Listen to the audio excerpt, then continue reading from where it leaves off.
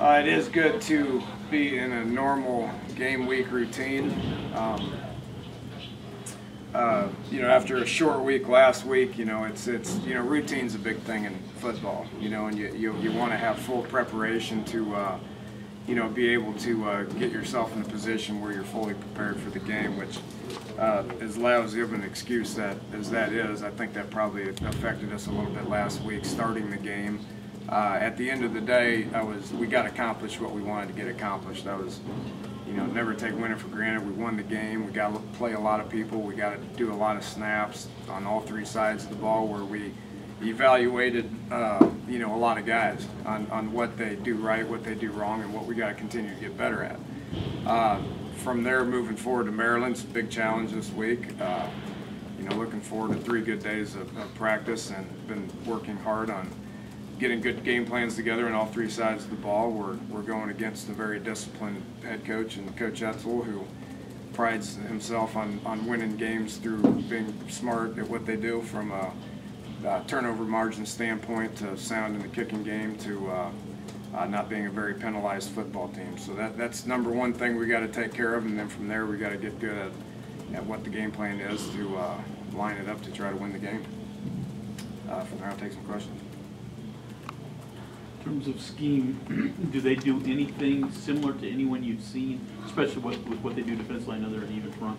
Yeah, even front. I'm familiar with Coach Bradford when he was at Oklahoma State and Southern Miss, so I got a pretty good handle on what he's all about and what he likes to do, offensively, pretty familiar with Gary Croton as far as what his history is, where he's been, what he's accomplished.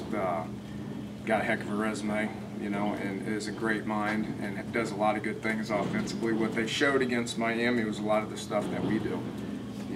They try to get the ball out of their hands quickly and, utilize the perimeter as space to try to get the ball to. And then special teams wise, same stuff that what we saw at UConn last year. It's pretty much the same stuff. Brought the coordinator in from UConn, and Randy has a hand in that as well. Through 2 weeks, what are you most satisfied with out of your guys? Just progress. Just progress. It's always going to be about you're either going one way or the other. It doesn't matter. If you're status quo, you're getting beat by somebody. So it's all about constant improvement. And we're obviously a young and inexperienced football team to where we need to show constant improvement across the board. So attitude's been good, the effort's been good. Obviously we need to get better in a lot of areas, but the attitude and the effort's been good, and as long as that happens, you should be able to show improvement. You mentioned Maryland's discipline several times yesterday and today now. But you've done a lot of those same things. You haven't had the pre-snap penalties. You haven't turned the ball over. How do you coach that? Do you think there's any parallels between what they probably do and what you do in that regard?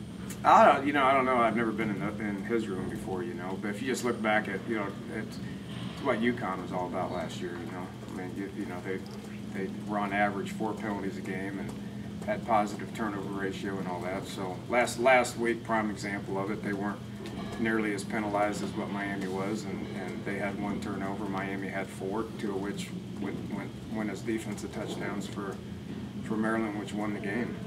So it's like I've said in the past, 2 of the things that get you beat. And we haven't turned the ball over, but we're not happy with what we're doing defensively as far as we haven't got a turnover yet. And last week, from a penalty standpoint, I think it was skewed because our opponent had like 200 yards. We only had like 80, which is terrible. We had 4 holding calls, which 2 of them were backup linemen with technique issues, but 2 of them were starting offensive guys that had technique issues. We got to address it. We had 2 late hits, which puts our defense in a bad situation. So there's a couple of things we need to clean up.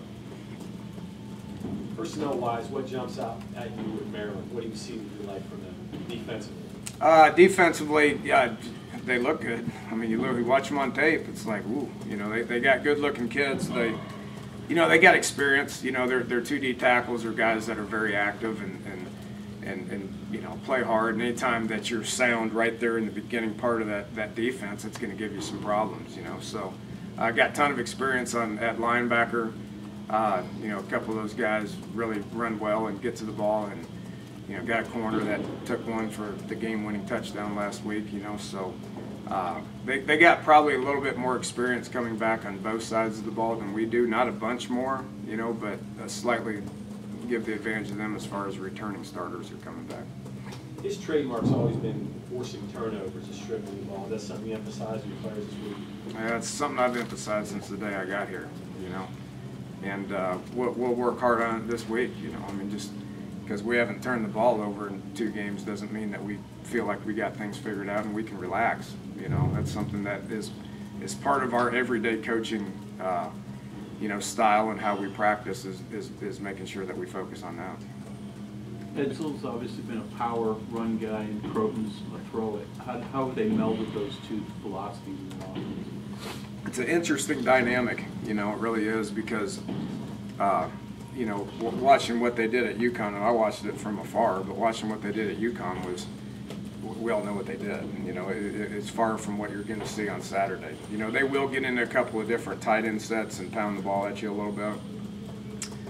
Looking back at Coach Croton's, where he's been. He spent the last 2 years at LSU where they would try to pound you every day, And prior to that, there was some days at Louisiana Tech and BYU to where it was nothing but spread and do a whole bunch of stuff that we like to do, or what we used to do at Texas Tech more than what we're doing now. But it's an interesting dynamic. But offensive football is offensive football. If you take care of the things that make you good, which we've already discussed, then it really doesn't matter what scheme you're on.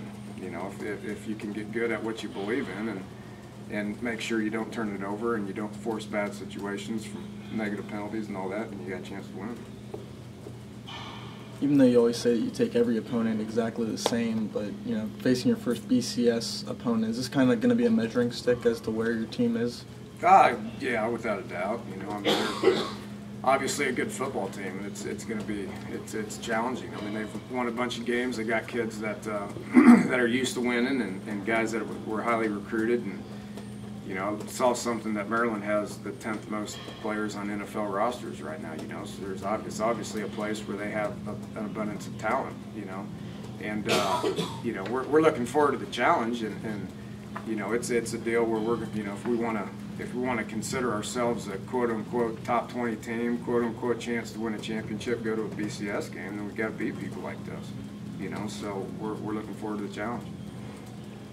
In their defense, they had that star linebacker position to take out. He's a safety that moved the linebacker. Relative to what you guys like to do with the slots, that's a counter, I guess, that it does even up a little bit? They move him around a bunch. They'll play him at defensive end some. So he's a guy you got to keep your eye on, and it's not something that we're looking to avoid him. We're going to run our offense based on, specific leverage and numbers more than we are people. That's just always the way it's been, regardless of how good the player is. He's clearly a good player, and he has a lot of experience and will more than likely play for a long time. But as far as what our philosophy is offensively, we're going to try to figure out what they do, not so much obsess over who they are. We'll look for specific matchups at times, but the majority of the situation, we're just looking for what scheme, what plays we can run based on what we feel like they're going to do. Did you like their uniforms? Well, they got like 35 of them or 40 of them. I saw several different combinations of them. It'd be curious to figure out which one they come up with. Won't distract you though, will it? Yeah, that would. Not much I can do about it. Worry about what you can control, right? Injury-wise, guys, Bowie, Nealon, Spain, any update on them or anybody else? Yeah, I told you guys in here about a month ago, I talk about injuries when guys are out. If they're not out, then they're day-to-day, so we're about to practice here in about an hour, and we'll figure out who's out there, So, obviously Josh Jenkins is out, and Trell Chestnut is out. I don't know if I even mentioned this, but he had shoulder surgery, so he's out. We'll be back for spring. Other than those two guys, we have a roster full of people that is day-to-day that we'll figure out even the healthy guys are day to day. They may go cuckoo on us or something, you know, and we gotta adjust them, you know. So everybody's day to day unless I say they're out.